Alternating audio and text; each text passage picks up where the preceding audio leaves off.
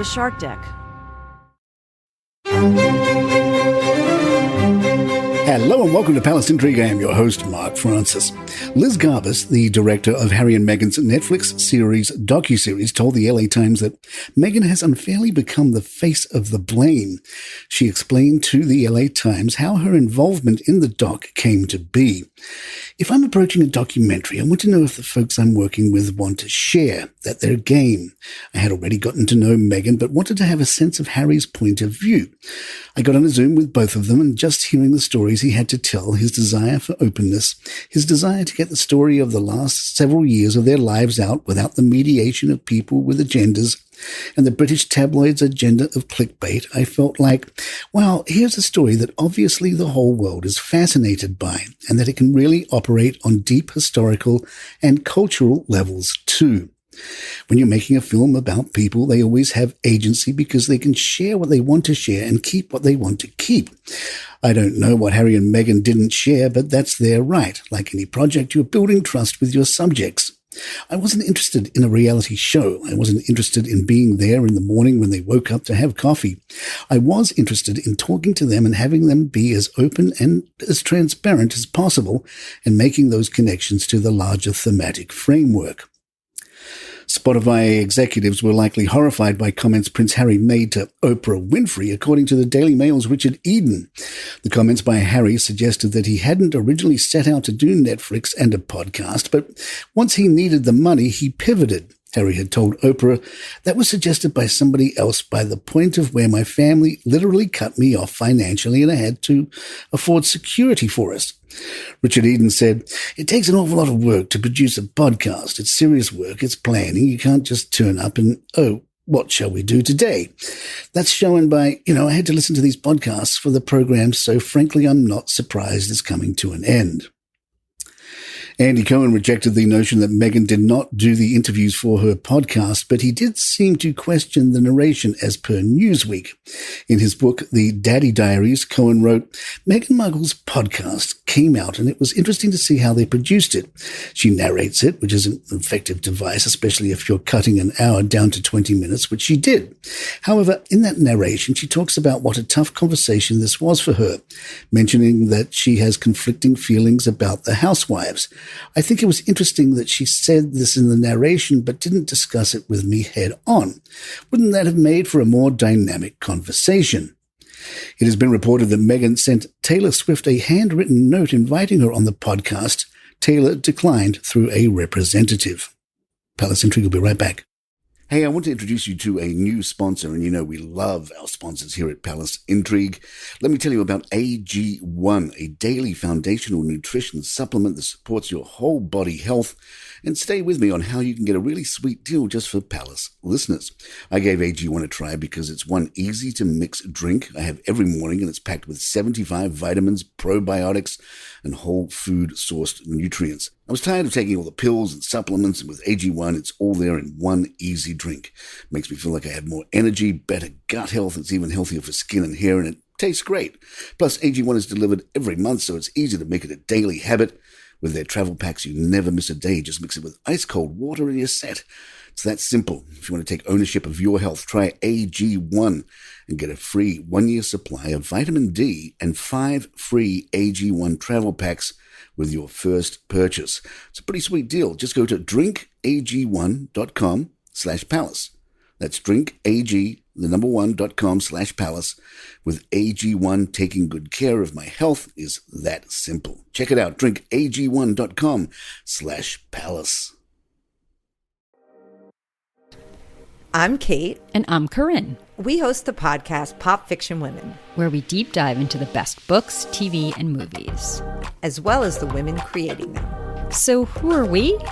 Corinne is a lawyer who worked on Wall Street. She loves psychological thrillers that keep her guessing and has a soft spot for messy women trying to break cycles of addiction and self-sabotage. And Kate is a litigator who worked at some of the top international law firms.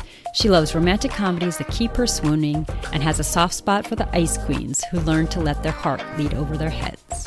We cover a range of content like When Harry Met Sally, Fleabag, Yellow Jackets, Normal People, and Tell Me Lies.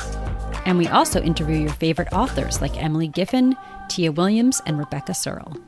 where we always ask the most important question of all. What's your sign? Subscribe or follow Pop Fiction Women wherever you get podcasts. Do the Sussexes truly have nothing left to say about the royals? Kinsey Schofield, host of the To Die For Daily podcast, told Fox News Digital that Prince Harry, the exploration of Harry's past, is nowhere near done. Prince Harry himself told The Telegraph that he held back revelations in spare to protect his father and brother. This portion of his interview was instantly interpreted as a potential threat that Harry could continue to spill the tea. Harry and Meghan risk irrelevance by distancing themselves from the royals. They will have to continue to remind us of their relationship, but it is getting harder and harder to do organically when the royals have so clearly distanced themselves, especially since Meghan is approaching more time away from the family than she was even on the royal scene. Would Harry and Meghan like to stay behind the scenes? Sounds nice, but realistically, the buyers expect more than that. Christopher Anderson added, there are issues and causes and awards and red carpets and ongoing lawsuits and grievances aplenty to keep them in the public eye. There's a huge difference between stepping back and vanishing. Harry and Meghan wouldn't disappear from the public eye even if they knew how. They are born headline grabbers. Royal commentator Richard Fitzwilliams believes that the Sussexes are just biding their time for a comeback, telling The Sun, what we are all waiting for is the Sussexes fight back. Of course, they've lost Spotify. There are rumors they will lose Netflix, and now they have lost their fight for a trademark. It seems as if their empire is about to crumble, but I believe they are biding their time to bite back. WME are top class and know what they are doing. What's important is they launch a fight back, but we don't yet know what that is going to look like. At the moment, it feels like their empire is crumbling, but it has not crumbled yet. The question is, why are they so quiet at the moment? What's going on?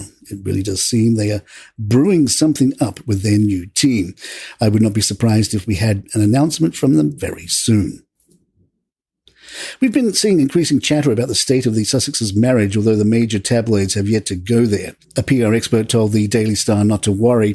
The facts that we see Meghan and Harry out less together has much more to do with their schedules, personal interests, and parenting duties than it reveals some sudden death to their bond.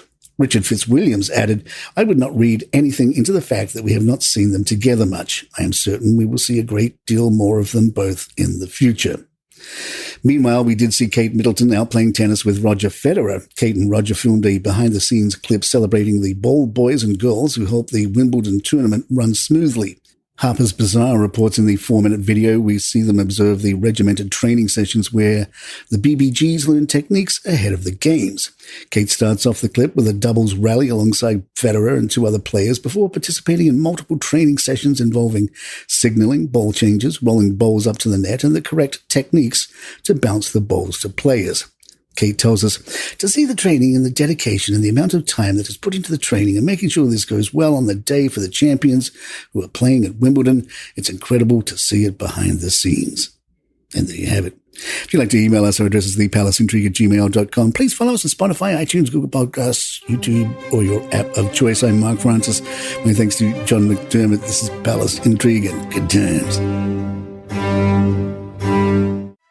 Who doesn't like vacations? Do you need some inspiration for your next road trip? Are you excited to get out there and explore the world again? Hi, I'm Johnny Mac. My podcast is called Travel is Back. Travel is Back is travel for regular people. We hop in the car, we fly coach, we use our miles, we eat at normal places, we stay at normal places. So what I do is I hop in the car, I grab my portable recorder, and I go somewhere. Season 3 kicks off with a road trip to Key West. You can check out the back catalog. There are popular episodes covering Chicago, Nashville, Vancouver, Seattle, a whole bunch more. Travel is Back, road trips for regular people. Follow the show on Apple Podcasts or wherever you get your shows. These are quick, these are casual, and it's for regular people like you. Travel is Back.